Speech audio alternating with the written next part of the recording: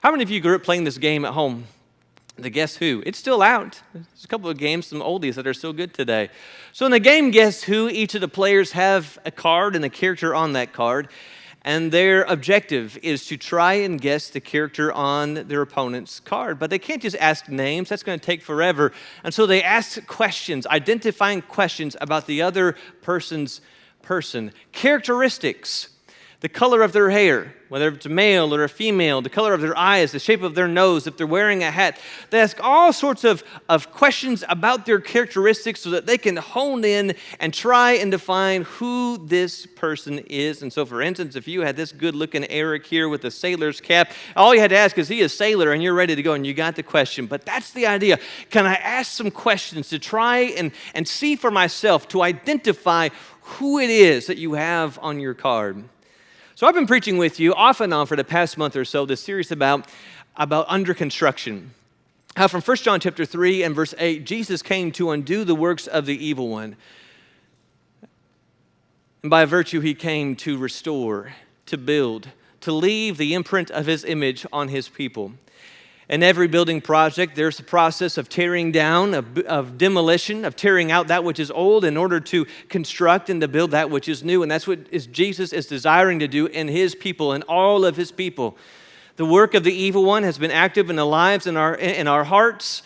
And Jesus' intent, his goal for every one of us, is to remove his influence, to remove the deeds of Satan, not just from the world, but to remove it from your and mine's lives, and to build out of us a people who look just like him.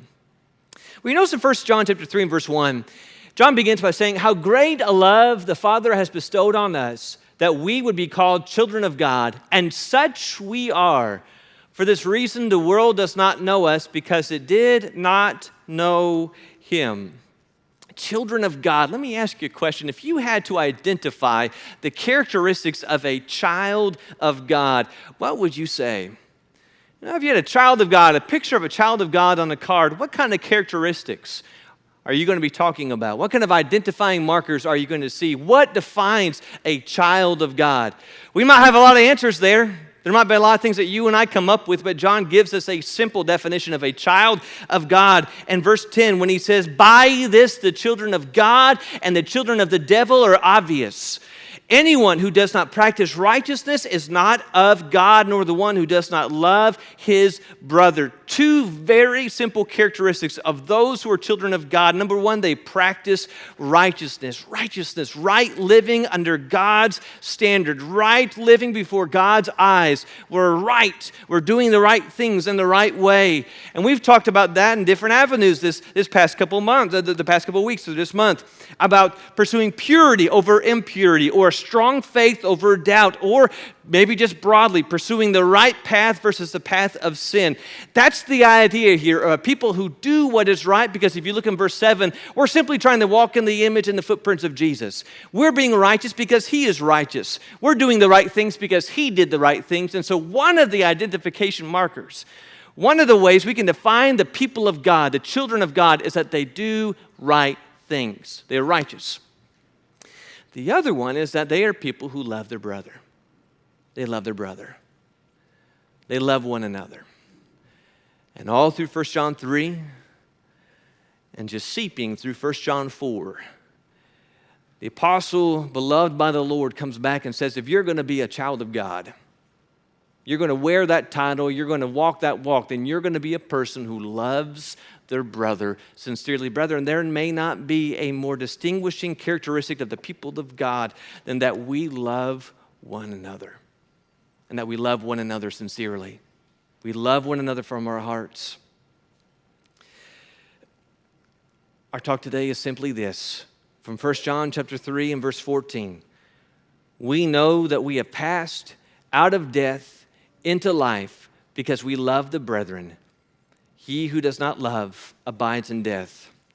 Oh, we've looked at some of the different ones, how Jesus came to replace all the different deeds and actions of sin in our lives, but today we're ending with this one right here. Jesus came to replace hate with love. We might find other ways of describing that from verse 14. He came to replace isolation with family. He came to replace animosity or indifference with fellowship with one another. But that's the idea, that Jesus came to take away all the strife that exists between one another, and he came to leave in its place a pure, sincere love for the brethren.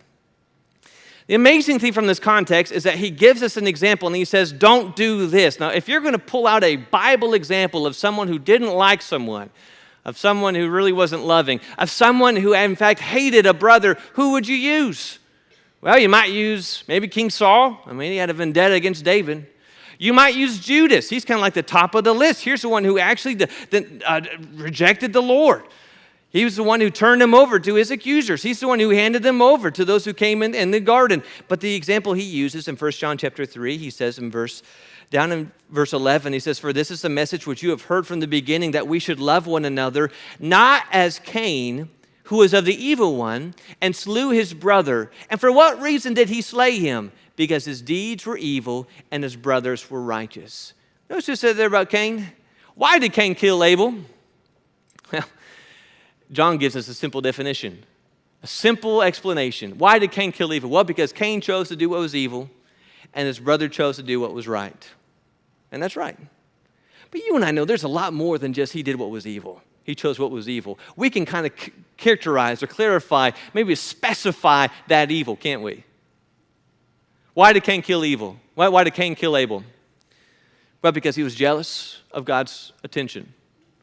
He was envious of God's praise, because he was angry over perhaps his own failure to do what he should have done in the first place. And out of his selfishness and envy and greed and anger, he took his brother's life.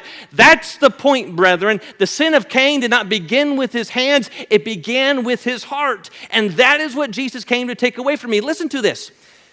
Bitterness. I don't like you. Resentment. I'm not going to get past this. Unforgiving. I'll never let this go. Gossip. Not only do I not like you, I don't want others to like you either. Envy. I want what you have, and I don't want you to have it either. Rudeness. I don't care about you. Hate. I despise you. Before a person ever speaks, before a person ever reaches or strikes, there are seeds of the evil one that have taken root deep down in our hearts. And Jesus has come to rip these out, to tear these out. This seems really strange when you look at verse 1. A child of God who walks in love, a child of God who does what is right. In verse 1, it says that the world doesn't know them. The world doesn't know us because the world doesn't know the one we're modeled after. The world doesn't know Jesus. But not only does the world not know us, in verse 13, things that seem different from the world, strange from the world. When you're different from me, when you're strange from me, we tend to attack the things that are different than us. And so in verse 13, not only does the world not know us, the world's going to try and put an end to it. The key hub of 1 John 3, brethren, is verse 7, when John is saying this: I don't want you to get confused as to who you are. I don't want you to be deceived as to who you really are, as to your identity. Let me define for you what a child of God is. It's not like Cain. You don't treat others the way that Cain did. You don't treat people like the world, that you get what you want out of people, you use them to be used to get the things that you need. No. The child of God, the children of God, are trying day by day to look more and more like their master, more and more like their king. Can you hear a conclusion with me for a moment? You know it because I've said it before, but we need to hear it. Ricky has said it before, but we need to hear it. What John is saying here in 1 John chapter 3, especially down in verse 14, is simply this here. It's real simple. It's hard to live. You cannot be wrong with your brethren and right with God. You cannot be wrong with the people of God and be right with your Father. That just cannot exist. And so the example he gives is you're going to love your brethren, because in verse 16, that is precisely what Jesus has done for you. And so he gives us an example to follow, that we have a love that puts others before ourselves. Verse 16, we know love by this, that he laid down his life for us, and we ought to lay down our lives for the brethren. We love our brethren just like Jesus loved, and look at that love. Look at that love. He is willing to put not just the needs of his apostles, not just the Jews, he put the needs of the world before his own. And catch that in, because if you've been here since 9 or you were here just now, we went to the cross. Did you see that? Did you see those nails? Did you feel the spikes? Did you smell the blood? Did you see the timber? Do you realize that Jesus was not beheaded? Do you realize that Jesus wasn't poisoned? That the way that the Son of God was put to death was the most torturous, elongated, the most suffering a person could endure. They drug out his life inch by inch until he finally breathed his last. Now here's the thing, if you are listening close to what Kevin is saying, catch what John is saying in verse 16, put it together. Jesus was willing to experience the depth of human suffering because the depth of his love was far greater. Why would someone experience such suffering? Why would someone endure such pain? Because his love was far greater than the pain he knew he was going to experience. And John says, I want you to love like that. A love that puts the needs of others before your own. A love that puts the best interests of others before our own. I would imagine if you and I saw someone and they were going to step out on the street and we saw a car go by, we would do everything we could to keep them from getting squashed by that car. And so we said, hey, there's a car coming. In fact, we would run out there and we'd grab that person to bring them back because we want to save their life. We want to keep them safe.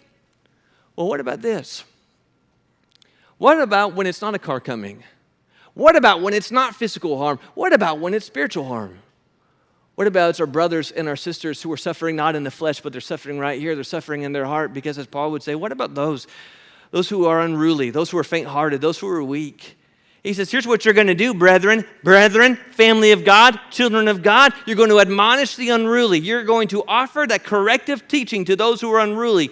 You're going to encourage the faint-hearted. You're going to build those who feel broken down. You're going to help the weak, those who are struggling spiritually. You're not just going to watch on the sideline. You're going to help them get strong. And then he says in the end, maybe we need to circle this in our Bibles. Maybe we need to live this week. Be patient with everybody. Because we need a lot of patience. Because there's times when we say things when we shouldn't say them. And there's times when we post things when we shouldn't post them. And there's times when we act in a way that we shouldn't act that way. And there's times when we need to be really patient with one another. Patient with one another's shortcomings. Patient with one another's immaturities. Immaturity is not found by age. Maturity is found by growth. Be patient with all. Why? Because the love of Jesus puts the needs of others before ourselves. Brethren, you know what this means? Loving like verse 16. I will not think. I will not speak. I will not do any evil towards my brethren, period. That's simple. Let's hear it again. I will not entertain any thought in my mind about a brother or sister that has any sin or evil or ill intent. I will not speak about a brother or sister in any way that's going to tear them down or say anything negative about them. I'm not going to use my hands or my actions to do anything that would hurt or wound this brethren. Why? Because I'm loving like Jesus loved, and he puts the best interests of others first. And then he qualifies it. He says, this is also a love that puts people before possessions. Verse 17, when he says, but whoever has the world's goods and sees his brother in need and closes his heart against him, how does the love of God abide in him? You got someone and he's in need. He says, the people of God fulfill the needs of those around them, especially of their brethren. And so if it is an emotional need, I have an ear that is open, and I have some advice I'm ready to give. If it's a spiritual need, I have the word of God open, and my prayers are going. But here he says, if it's a physical need, your brother or sister has some kind of a physical need. Do you notice the reason some people fail to give physical provisions to those who are in need. The reason they have closed hands is because they have a closed heart. Well, let me ask you something. How do you open up a closed heart? How do you soften a hard heart? How do you get someone to love like what that looks like up there on the board? I'm asking you today, how do you do that? How do you let go of that grip, maybe of bitterness, maybe of greed, to where you would open and pour out your life to those who are in need? Do you know what the answer is? Because we just did it. When you go back to the hill, to Calvary's hill, and you go back to the cross, and you see that love. Beloved, if God so loved us, we ought to love one another. Now, do you know what that means? Can I give you something to do today? Man, I got this brother or sister, they're under my skin. I can't stand it. I can't. I don't want to do this. I don't. I know what it says and I know what the Bible teaches. I don't want to do it. I'm just going to be honest. I don't want to do it. I don't want to be nice to them. I don't want to be kind to them. I don't want to let this go. I don't want to forgive them. Not him. Not her. Not this time. Not this situation. You know what the answer is? That you take that pain, you take that frustration, you take the name of that brother or that sister, and you take it all the way up that hill and you take it to the cross. Because, brethren, all bitterness, all anger, all hate melts away when you can honestly and sincerely look at that cross and realize that love was not for the world, that gift was for me. Those nails were for me. That blood was for me. And if God so loved me, if He did this for me,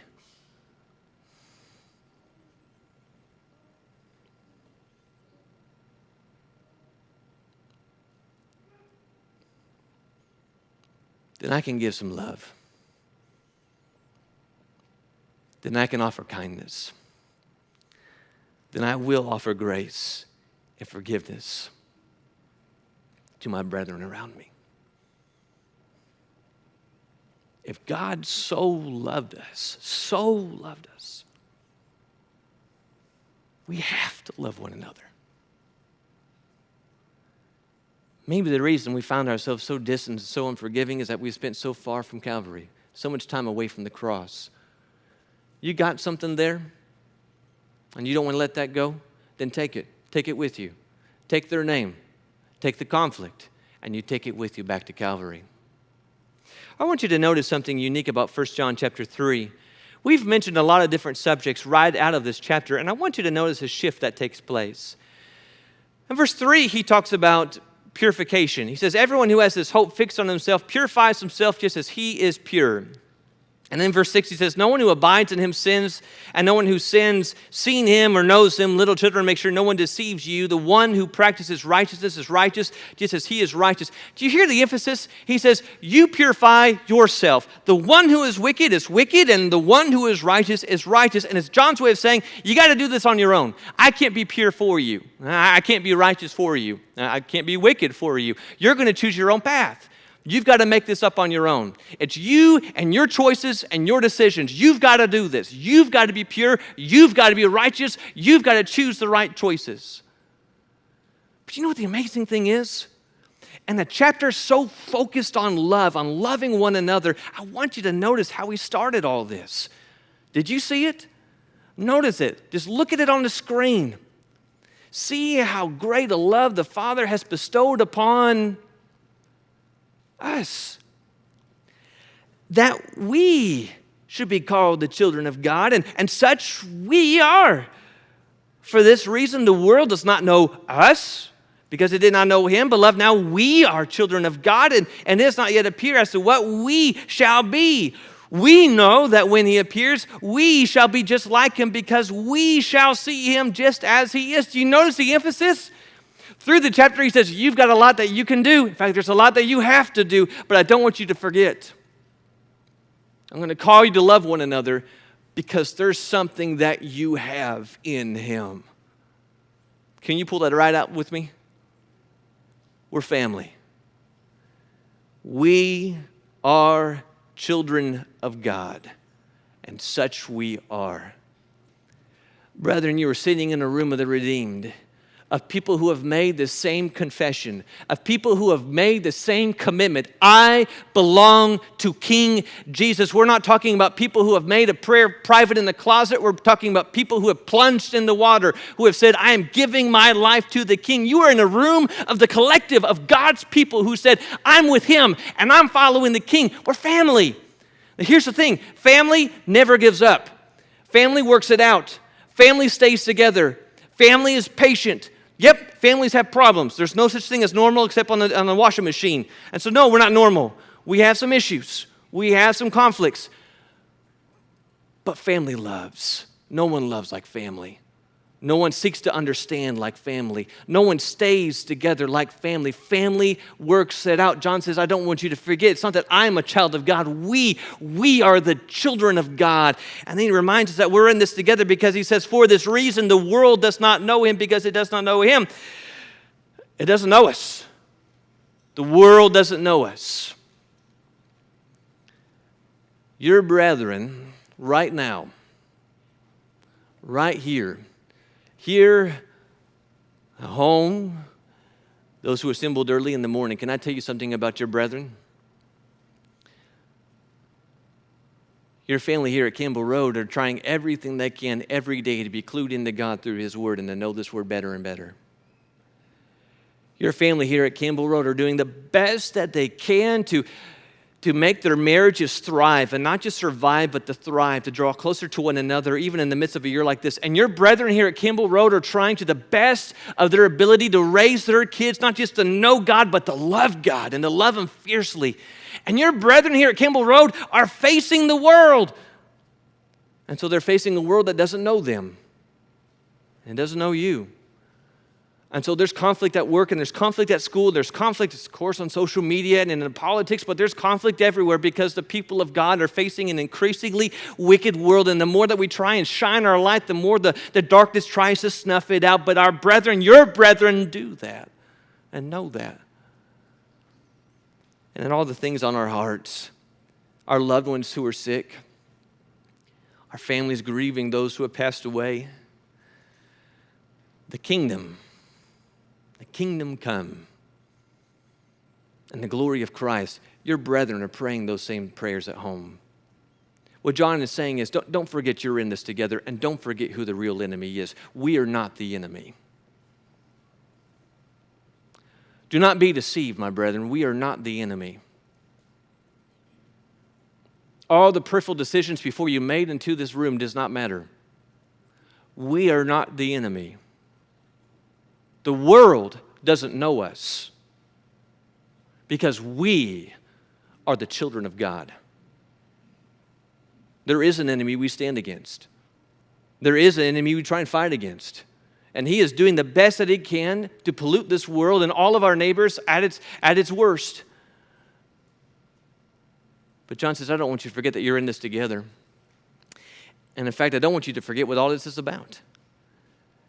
Because when he comes, and when he appears, we shall be like him, because we shall see him just as he is. Isn't that a rich verse?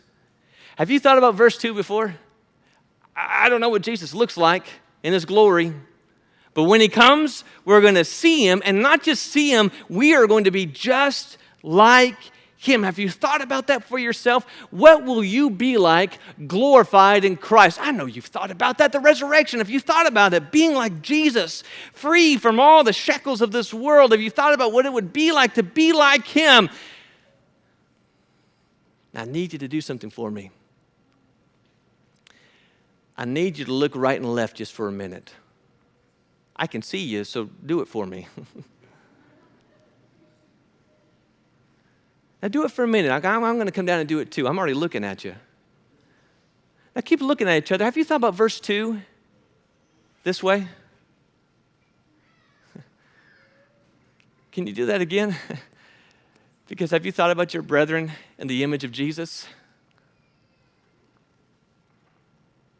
Man, that brings tears to my eyes. I love that.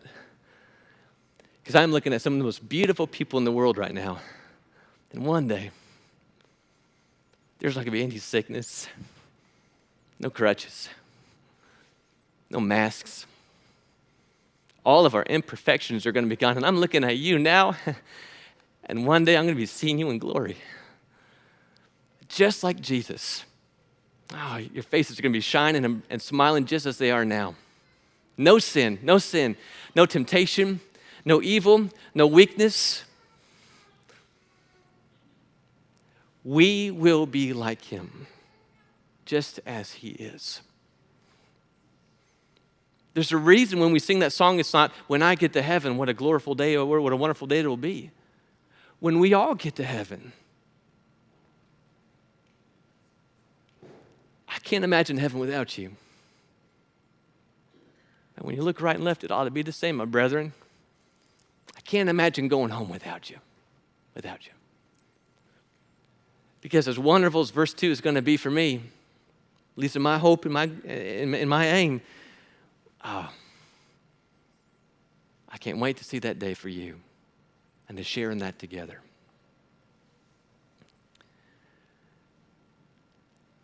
First John 3 and verse 8, he came to undo the works of the evil one. He came to remove the work of Satan that has been active and present in our lives. There's a prophecy of Jesus in the book of Micah, chapter 7, verse 19, that says that you will again have compassion on us. You will tread our sins underfoot and hurl all our iniquities into the depths of the seas. That's 1 John 3 and verse 8. He came to take all the works, all the evil, all the deeds, all the sin of Satan that has been in our lives and to cast it far from us. But listen, if any of this is going to stick, here's where it is. If Jesus has cast our sins into the depth of the sea, don't go diving to find it again. If Jesus has put to death the old man, don't resurrect him back to life. He came to remove this from us. All of it. The impurity, the doubt, the fear, the sin, and even today, he came to remove what causes conflict between us because Satan will want nothing more than to destroy us from the inside out. Jesus came to take that away. He took that bitterness from our heart. He took that anger from our heart. He took that unforgiving from our heart. He did it through the cross. Don't go back and bring it back again. Leave it dead. Leave it gone. Because in its place, we're going to find what Jesus has been working on all along. If you've been to the Alamo, you've seen that picture, small little picture, James Butler Bonham. There's a caption next to it that says, "No picture of him exists. This portrait is of his nephew, Major James Bonham, deceased, who greatly resembled his uncle. It's placed here by the family that people may know the appearance of the man who died for freedom." Can you see what Jesus has been doing all along? I want to take the world out of you. I want to take all that Satan has done to deceive, to corrupt, to taint the image. Because what I want more than anything is for you to show the world who I am. We serve an invisible God, my brethren. We serve a God we cannot see with our eyes. But day by day, as we put this on, as we remove the works of Satan through the power of the blood of the Lamb, and we become more and more like the Son, we are showing the world, one neighbor at a time, what Jesus really looks like. Until the one day when we will be there and we will see him face to face. So we're under construction. We're God's great building project. We're not done yet. We have a lot of work yet to do. But we're going to keep on working, and we're going to keep on growing, and we're going to keep on letting Jesus do his good work in us until that great day comes. If you've not started that journey, today's the day to do so. Today's the day to put off that sin and to give your life to King Jesus. And you can do that today. You can turn from your sin. You can leave that path behind, the path that's only of wrath and ruin, and you can come today. You can come today confessing that you believe that Jesus is the Christ and putting him on in the waters of baptism and being adopted into his family. And that could be your choice today, and we would love to help you with that. Or maybe if you're here, if you've allowed Satan to be active and present in your life, maybe specific to what we've talked about today, if there's some conflict between you and another, some hates and some evil thoughts in your heart and your mind, today's a good day right here in the pew while we are singing for you to make this right. To confess this sin, to turn from it, and before you leave this building, let's make things right with the people we've made wrong. And if we need help, God's going to help us all the way, but if we can help for you and we can pray with you, let's do that right now. Let's do that as we stand and as we sing.